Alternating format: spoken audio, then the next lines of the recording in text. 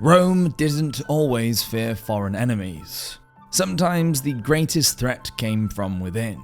In 125 BC, long before Caesar crossed the Rubicon or barbarians breached the walls, a small but loyal Roman ally rose up and was crushed with shocking brutality. That ally was Fregellae, a Latin colony in central Italy that had stood by Rome through war after war. It had bled for the Republic, it had sent soldiers to die in Roman battles, it had earned its place. Or so it thought. When Fregellae demanded Roman citizenship after decades of service and sacrifice, Rome didn't debate, it didn't negotiate. It responded with fire and with steel. The Rebellion of Fregellae was short, desperate, and ultimately doomed. But its destruction sent a message to every allied city in Italy. Loyalty was no guarantee of equality.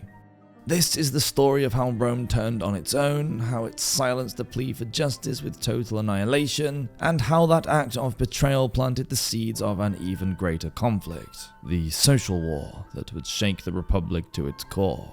Because in the Roman world, asking for rights could be the most dangerous rebellion of all.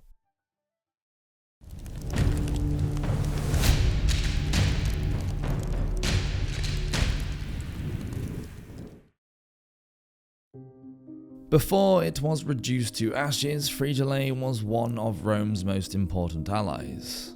Located in central Italy near the Liris River, Fregellae was a Latin colony founded in the 4th century BC.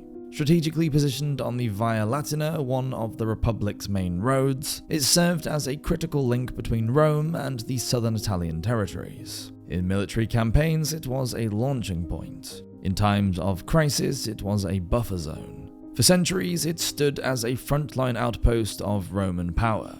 But Fregellae wasn't just a military asset, it was a loyal contributor to the Republic's success. Its citizens fought and died in Rome's wars, from the Samnite conflict to the Punic Wars. They paid Roman taxes, followed Roman laws, and served in Roman legions. In return, they were granted soci status, allies of Rome, but not citizens. And that's where the tensions began. Despite their sacrifices, the people of Fregellae, like many other Italian allies, had no political voice in Rome.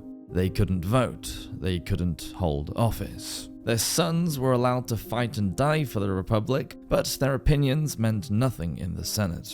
By the late 2nd century BC, that frustration was growing. The Italian allies were asking a dangerous question. Why should we die for a republic that treats us like second class? Fregellae would be the first to demand an answer, and Rome would make sure it never asked again. The Italian Soci, Rome's allied states, had grown tired of being second-class partners. They provided men, money, and loyalty, yet received no real political power. The resentment had been simmering for years, and Fregellae was about to bring it to a boil. The spark came when a Roman politician, Marcus Fulvius Flaccus, proposed extending citizenship to some of Rome's Italian allies. It was a bold, progressive idea, and the Senate crushed it immediately. The message was clear.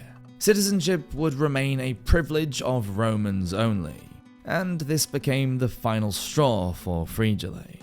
Seeing peaceful reforms shut down, the leaders of the city chose rebellion. It was a desperate move. Fregellae stood alone. But in their eyes, it was a principled stand against a republic that refused to honor its most loyal supporters. The revolt was swift. Fregellae expelled its Roman officials and declared its intention to resist until citizenship was granted. But the Republic did not hesitate. It dispatched an army under Lucius Opimius, a hardliner with no interest in negotiation. Fregellae was not a fortress, it had no powerful allies backing it, but its citizens fought fiercely, knowing the odds and the cost. But then came the betrayal. A man named Numitorius, one of Fregellae's own, opened the city gates to the Roman army. Whether motivated by fear, politics, or self-preservation, his actions sealed the city's fate. The Roman forces stormed in, the rebellion collapsed. What followed was not a punishment, it was a message. The city was razed to the ground, its leaders executed. Fregellae, one of Rome's oldest and most loyal colonies, was wiped off the map. And yet, even in its destruction, the rebellion echoed across Italy. Fregellae may have fallen, but the question it asked about citizenship, loyalty, and justice would not die so easily. The destruction of Fregellae sent shockwaves through Italy, not because of the size of the rebellion, but because of the message it delivered.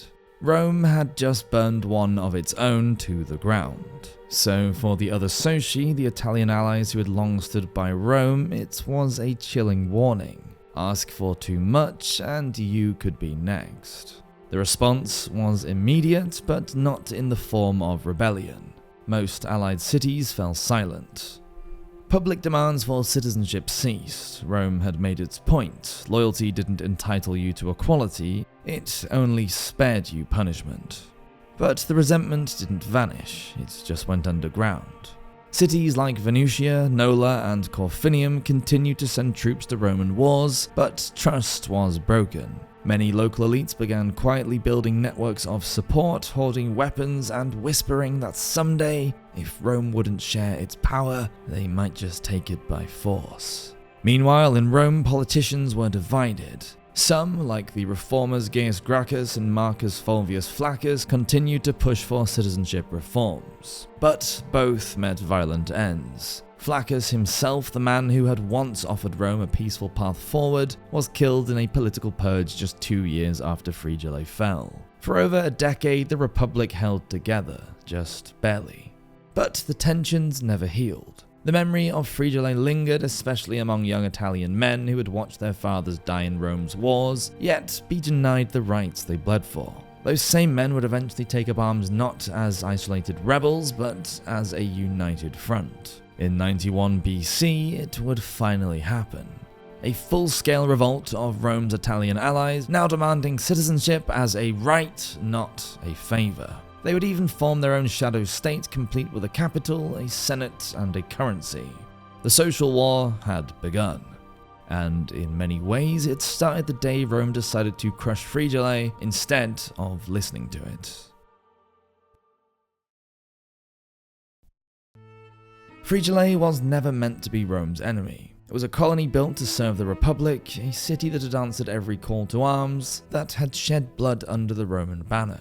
But when it asked for the same rights as the people it died for, Rome responded not with gratitude, but with fire.